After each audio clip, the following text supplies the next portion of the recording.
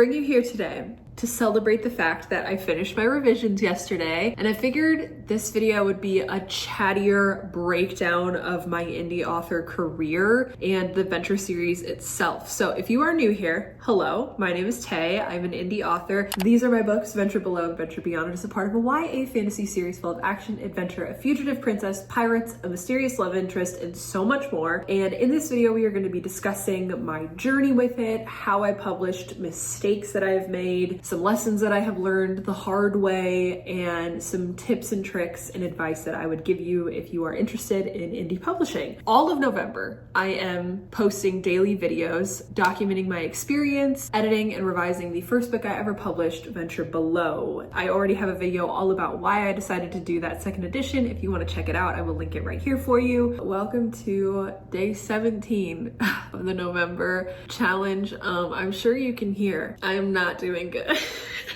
I really thought I was on the upswing of this cold. I do think I'm nearing the end of it because now everything is draining. I can no longer breathe out of my nose, which is really infuriating. I'm coughing a lot more today. I am extremely tired. It's just not a good one. If I wasn't working right now, I would 100% be curled up on my couch. Yesterday, I finished the hardcore developmental revisions that I needed to make on that draft. And today, we are going to begin the line level read through, and I'm hoping I can get that done by the 30th of November to send off to some beta readers to give me their feedback. I'm gonna have a mix of people who have read the original and then people who have not read the Venture series at all, and I'm really excited for their feedback. I'm fingers crossed that it's good and solid and nearing completely polished, because I would like to publish this very soon. I'm not going to say anything yet because I don't want to overpromise, but I do have a date in mind. So I'm really hoping that I can publish it then. Anyway, I did just notice that we need to check off one of our dates. I like to cross it off so I can remember what day it is because I keep forgetting, especially with these videos. It just all starts to blend together, you know, and so that keeps me on track. I have been fighting a cold for the past week. Today is not a good day. I have already taken all of my vitamins. I took my cold medicine, and I think now it's just draining out of my face. So that is super, super cute. We went to Walmart last night, my husband and I got two little treats as a celebration for the fact that I finished that revision. So I'm gonna go grab them to show you. Okay, so I lately have been really into getting more lipsticks, and just that's something that I always saw my mom doing when I was growing up and stuff. And then as time progressed, and I feel like with my generation, lip glosses, and I'm 30, matte lipsticks and all of that stuff was super trendy when I was growing up. I never got to indulge in having really cute lipstick vials and stuff in my purse. So lately I have been investing in them. And by investing, I mean spending less than $5 on each one and just throwing it in my purse. These are in my pencil case right now because I'm at work, and that's just what was easier. But this color is the one I wear almost every day. This is On the Mauve by Revlon, creamy one. I really like this neutral color. And my coworker is calling me. One moment. I love my coworker. Anyway, the other color I have is this one by Maybelline. Okay, I love this vial. It's so cute. This one is a richer berry color. This is Pink Flare, but I'm a cool tone girl, and this mauve maroon berry color is one of my favorite colors ever. So last night I got myself another lipstick. Oh, and there's a man coming inside. Everyone and their mother decided to come in. I am back. We have changed locations because there are still people, I think, coming in for dropping off packages. Anyway, back to what we were talking about. I got this one. It is L'Oreal. So we're trying a different formula, and it's Peri Parisian. This one is a darker berry. Is it the same color? It's the same color, Taylor Anna. Okay, clearly I have a certain taste. So this one is more red. Okay, the middle one. This one is a darker version of my favorite, and I haven't tried it yet, so I figured we could do that together. If you don't care, that's completely fine. Just skip ahead. But then I also got this nail polish. It is a really pretty blue, and it has some glitter in it. It is the Midnight Drive color. I like to use this nail polish. It's pretty cheap. but it also like lasts really long. Like I've had this on for quite some time. And yeah, I have another like red color in this. Anyway, let's try this lip color. And if it sucks, it doesn't. There she is. I do really like this color. It is very unforgiving, I will say. Like already, I'm having a difficult time like fixing the edges, and it's very hard to do with this as my mirror and not in an actual mirror. So I do have lip liner that I think I will have to use with this one, which I don't. That's why I like the other one, like my all-time favorite, because it's, I think, closer to my natural lip color, so I can just like apply it flippantly. I don't think this one's gonna be the case, but I think like for a nice darker version, but not as red and berry as this, I kind of love it. Also, the container is so pretty. That other thing I got as a treat was this nail polish. So I'm probably gonna apply this. I don't wanna make any promises and say I'll put it on tonight when I get off work or anything, because if I still feel this way, I'm going to bed. Like that's the first and only thing I'm doing when I get off work. Bestie Cody did hit me up and say that he is gonna be hopping on a FaceTime call to do some writing and that I'm welcome to join. I think it's time that we stop procrastinating and actually open my laptop. How did I almost walk away without doing an outfit of the day? I'm wearing my favorite cozy sweater because I feel ill. Leggings again, like I wore yesterday. My same Walmart shoes, Walmart socks. Ana Luisa necklace that I wear basically every single day. These earrings, also Ana Luisa. I never take them out. I am not kidding. And these rings that I wear every single day. Hey vlog, we are here. We are going to be making a new tracker because we're doing this again. Should I call it chapter tracker again or something else? Let's call it, can I be done reading this freaking book now? I like that. I did, can I be done now? I mean, that encapsulates it. Yeah. Because is it your last draft before you're sharing it with us? Yeah. Yes! That'll be on my TBR for December. I've already added it. Should we just call out random shapes and you just put them where you want? It wasn't your turn. You got your parallelogram. I would like a rhombus. Oh! It's a rectangle, but he's a little drunk. Okay, I'll definitely put that in there for you. Okay. He got a little tilt to him. Okay, Natalie, your turn. A star. Oh, I know that's right. Miss Okay. Hollywood. Okay, Miss Hollywood. What shape would you like for 5? For 5, I would like a crescent moon. Okay. I'm gonna do a nice... I literally pulled up shape names on Google. Guys, we are idiots. Ta-da. Love us. I fear a parallelogram is not what we thought it was. Trapezoid. Oh!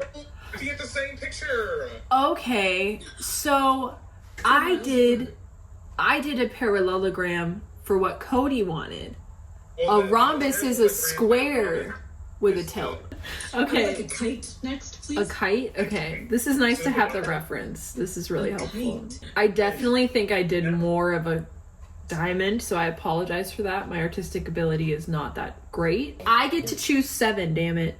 That is a really good circle. Next. Hexagon. That's 6 size, in case you were wondering. Thank you. I found it. Hi, Trevor. 3, 4. Uh-oh. Ooh. It's a shape. And that's really all I can ask for. Natalie? I would like a quadrifoil. A quadrifoil? Oh, okay, that's really pretty. That's really pretty. I don't know if I can do that. Sideways. Uh-huh. Wow, that looks so bad. It looks so bad. Do you have fun having fun? I am having fun. Would like a diamond. But before you start, I would like an actual cut diamond. So flat on the top. I see. Short. Long. Like a Okay. gem, a little crystal. Okay, a little gem. Ooh, that was pretty cute. Gem. That was kind of cute. Oh yeah, that's exactly what I was asking. Okay, and then my turn again. You want a shape, Trevor? Triangle. I just did a triangle. Oh my gosh, we're on the same wavelength. I can do that. Yeah. Isosceles. Hey, Mama's got a degree, whatever. This is endless. This is our completed tracker, and as you can see, we got progressively more unhinged. And I love it so much. I'm actually really looking forward to filling this in. I kind of want to bring in my entire box of crayons to then color it depending on the item. Like, actually color it. That reminds me of, you know, the doodle guy? Yeah. Kind of gives like that doodle vibe. Especially down here where it starts to get like more. I love it. I'm looking forward to it. Okay, that was super fun. Now we actually have to do something. Hey besties, I did not film any of me working through the prologue because I essentially am just reading it out loud to myself and then tweaking lines as I go. I'm happy to report that I just finished the prologue. Did chapter 1 yesterday. I already kind of reread it before we really got into it, so I don't think I'm gonna do it again. I think I'm gonna call it good for now, and then I'm gonna move on to chapter 2. But I figured as a little reward and a little treat, because I am still feeling like garbage, we would go ahead and color in at least the prologue and chapter 1. So now we're moving on to chapter 2, which is Leah's. This chapter, I do have chapter titles for my chapters, but they're just like a placeholder. I do think it could be fun someday to actually do chapter titles.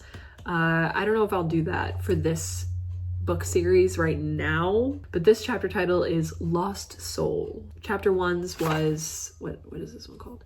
About a Daughter. That is that. I'm gonna go ahead and grab my crayons. My pencil case is up there. The first one we'll do purple. And then I'm just picking whatever blue one. We'll do the prologue. I honestly think I'm gonna make a tracker for like everything I do ever. Also, Trevor is grabbing us Chinese food for lunch. It's a part of my reward for having finished my revision. So I'm pretty excited about that. But boom, those two are done. I do think I'm gonna try to move on to chapter 2. I think it should go relatively quickly because I think this one is pretty polished. I've read it a couple times now, and I truly love this chapter because it's our little glimpse into Leo, our love interest's life before he collides with Adelaide, and it's just so beautiful. When I am done writing with my friends, and probably after I eat lunch, that is when we will have our like full debrief and discussion about the Venture series. So I promise we will be having that yap session, but I just need to be productive first. I'm gonna go let Maple out and let her run. Love you. Freaking yum, dude. Besties, I fear my illness is just getting worse. It's all draining. You can really hear it in my voice and in my nose now, so that's super cute.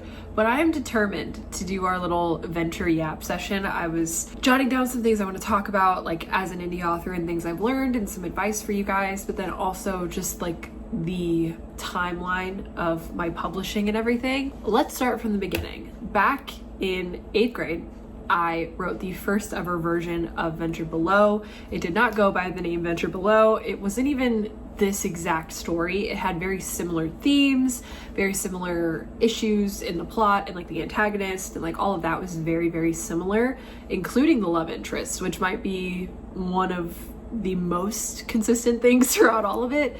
And then also the main character, Adelaide, was also very similar to what I had written in 8th grade, like at the core of who they were. Obviously it's developed and gotten stronger, but that's all pretty much the same. I came up with the idea in 8th grade. I ended up writing that full manuscript. Years went by and I ended up rereading it probably in like 2019, 2020 or so. I had been like going back to it and I'd always been writing like in the time between all of that, but I reread that story because I had a printed copy of it that was like deep in like a storage bin.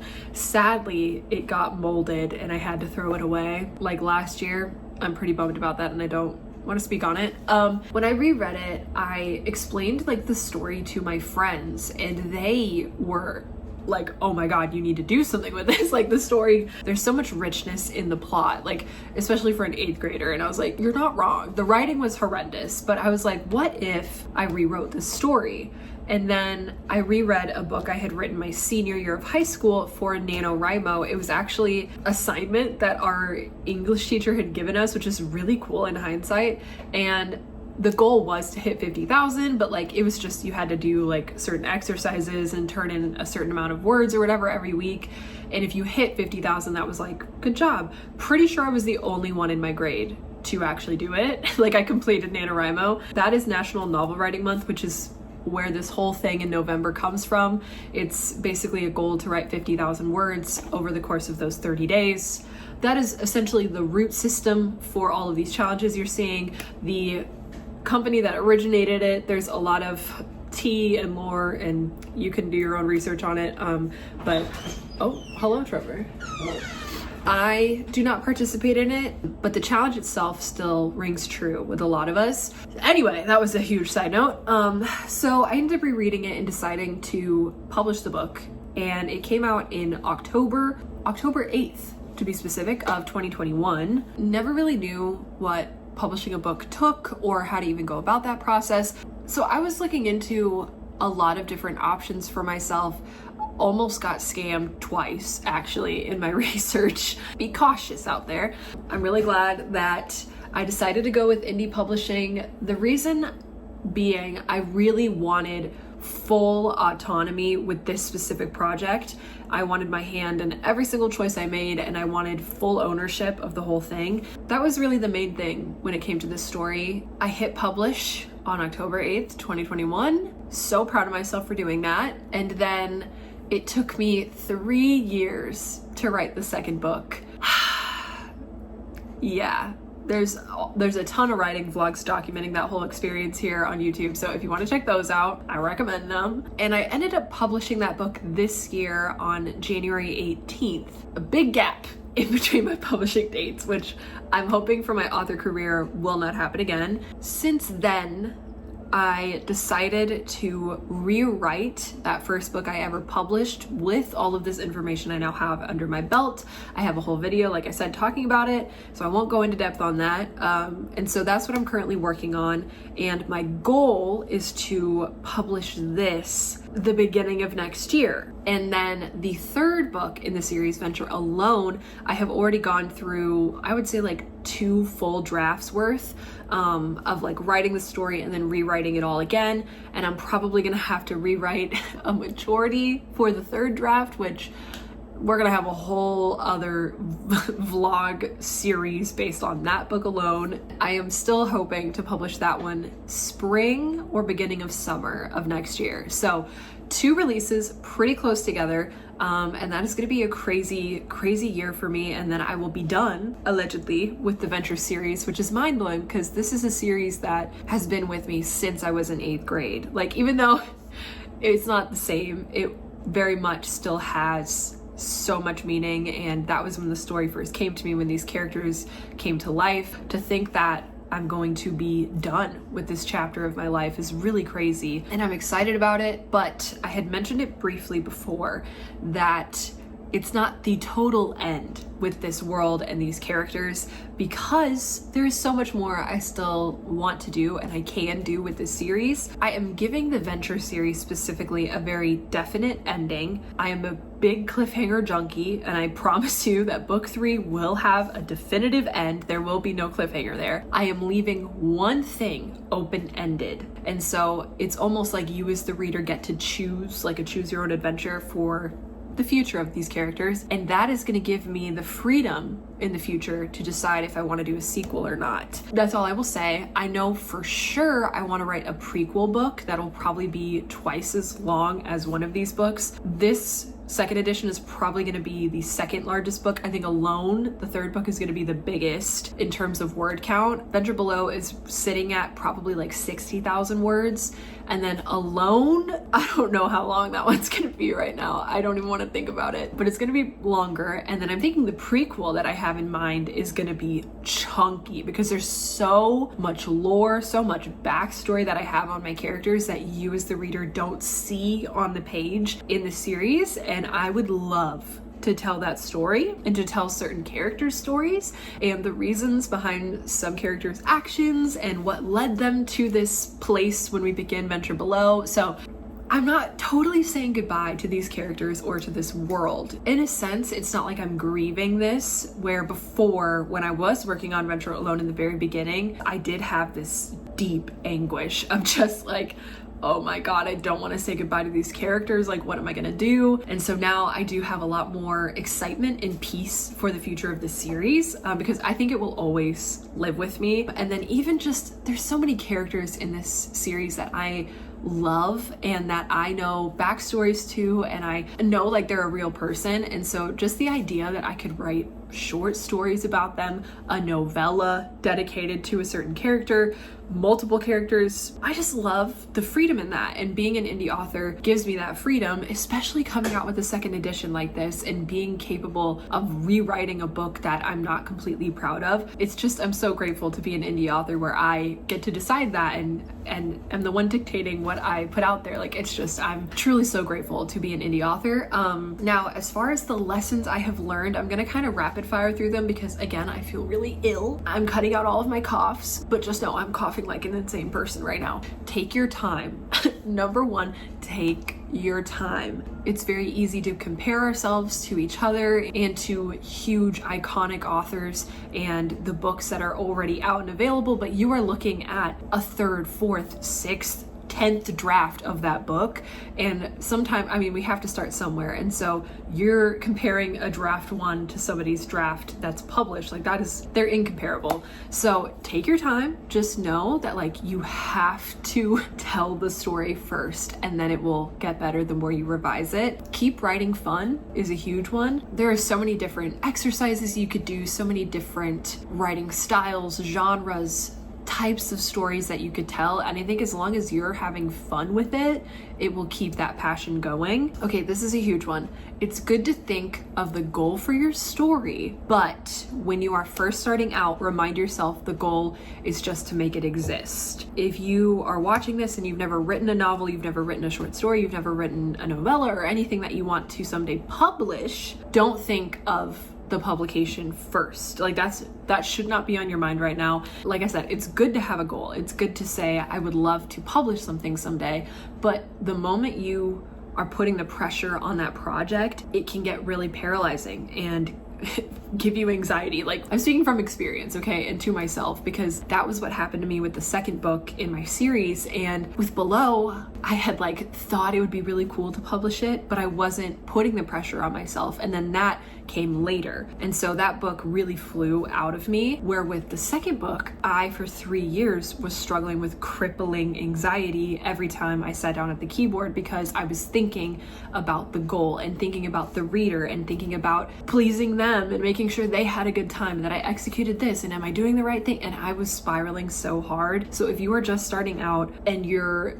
you know, frightened by that blank page, I'm serious, like, take away the goal in your head to publish that work. And that ties back into keep writing fun. Keep whatever you put on the page just for you. In the future, if you want to publish it, then you can publish it. The next thing I have is do your research. And this is a huge don't do what I did, which was some research, but more so I just kind of went with it. I didn't know like I was supposed to take my book through many drafts. I didn't really know I was supposed to go through it developmentally, like with the plot and the character arcs. I didn't know so many things. Even though I was doing research, like Googling things, I wasn't really gaining anything for my actual craft of writing. AuthorTube is a huge, incredible resource that I recommend to any writers. Also, books that are on writing. There is the Save the Cat book, which I have not read, but I know a lot of people really love that one. I do have it and I've started reading it, but that breaks down plot structure. So that is something else that I think is just good to know. And I will say, I went through a phase when I was first digesting all of this stuff on writing and how to become a better writer, and it paralyzed me. Every time I sat down at the keyboard, I was thinking about all of these things that I had learned, and I couldn't move forward because I kept deleting and backtracking every single time that I wrote something. I would say just be wary of that, but I'm also speaking on like do your research when it comes to publishing, not just like the writing craft. And then the next one is make author friends or writer friends who you can go to for advice and insight. I am really lucky and really blessed and grateful to have other author friends, and Cody is so well versed when it comes to indie publishing. I love going to him for advice, and he is just so practical about like the business side of things and like how to market and how to promote and do all this stuff. And so I love going to him for that. When it comes to Natalie, she is kind of my buddy for the Venture series, so she knows absolutely everything for the plot. I go to her, we work through the outline, and then I have Evelyn, who is somebody I go to when we need to think like big picture and like different ideas and angles I can go at things and how she perceives it. And so I have author friends that each kind of play a different role in my life. I don't know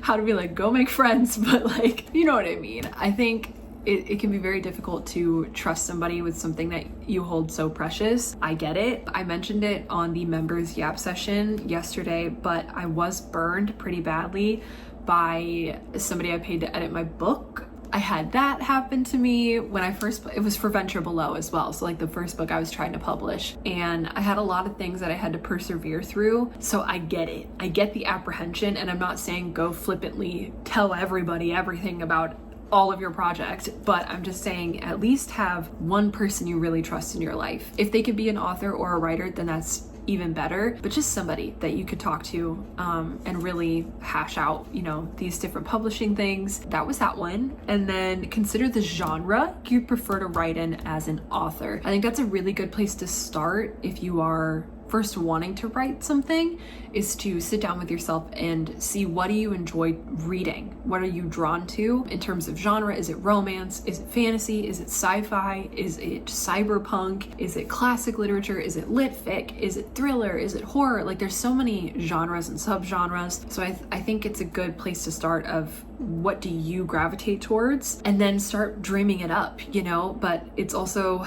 a good idea to think about how choosing that genre is going to affect your future, you know. If you do choose to be a published author and pursue that, like that will have some effect on your writing career. So I have chosen young adult fantasy, and I do have other like romance projects that are like contemporary romance, but then I have a lot of new adult fantasy. I don't know if I'll ever come back to young adult fantasy per se, but I'm more so, the reason I'm writing in young adult now is for that past version of me, that 8th grader who really needed this story. So that is who I'm dedicating the Venture series to. But in the future, I will write adult or new adult fantasy. I do have some horror ideas. I want to come out with a short story anthology. So I do have my hand in a couple different genres, but I'm also an indie author. And I'm not saying traditional authors can't do that and can't be in multi-genres. I just have heard it recommended that like that's the thing you're known for and the thing that your reader can trust. Like, I love this fantasy author, or I love this romance author. Second to last thing is all of these rules can be broken and should be. So that's another thing when it comes to writing, is it is so personalized and so specific to who you are as a human being. You can get and, you know, digest and hear all of this information from a ton of different people, and you'll probably get different answers. Some will be kind of the same and stuff. You gotta know, like, this is your experience and this is your life. And as much as you are intaking and consuming of other authors and stuff, the best teacher you can ever have is your own experience. I say just start. The best way to break the fear of the blank page is to fill it. Jot that down. I say you just need to lessen the weight of that first sentence, of that first paragraph, that first page, that first 100 pages. You're never really going to truly find what works for you until you start trying. And the last thing I have is have a good time. And you got to know it's not going to be perfect the first time around, especially if you're working on a first draft. It definitely won't be perfect, and that could be really discouraging. But it can also be very freeing, and you get to decide what you want to believe. And even going at it from like a publishing standpoint, like, you're going to be doing this for the first time. So there is always going to be a little shakiness, a little apprehension, some bumps in the road. But again, it is totally up to you to persevere and push through that. And that is why I think this community is so important, because it is very easy to think you are in this alone, because writing is such a personal, kind of isolated, lonely experience. But truly what changed my writing career and the way that I view publishing has been so impacted in a positive way because of the friendships I have made and because of this camaraderie we have with each other of knowing what it is like to want to write but being crippled by procrastination or having this paralysis to make a decision. And we all have been there. Like every single writer has felt that moment. And so to have somebody in your corner that's like, hey, I know you feel this way, I get it, trust me, but you're gonna do it anyway. And we're gonna start the timer and we're gonna do a writing sprint because I believe in you and I know you can accomplish this thing. Every single time, that is true. That is another nugget to expand your horizons and really put yourself out there to make some friendships. I am so tired. My throat hurts so bad. I hope that this was informative. I hope that you enjoyed this conversation. Because I'm gonna end this video here. I did, though, finish chapter 3. So we get to color that bad boy in. I think I'm gonna go with this other dark blue. Woo. That's pretty much all I needed to get done today. So amazing. Make sure to give this video a like if you liked it and comment down below one of these doodles, whether that be a crystal ball, a broken heart, a butterfly, a mouse, a cup, a mug, a dinosaur, a tree, a sun, an arrow, a moon, a snake, a flower, or a boat. Drop it in the comments down below. Subscribe if you're not yet subscribed, and don't forget to turn on post notifications so you get notified every single time that I post a new video. If you want to be a member, get access to these videos before anybody else does, as well as join me for the weekly Yap session. You also get access to some exclusive archived videos that nobody else gets to see. They are like when I first started my YouTube channel. That's available as well. I will see you tomorrow, friends, and hopefully I feel better. Bye.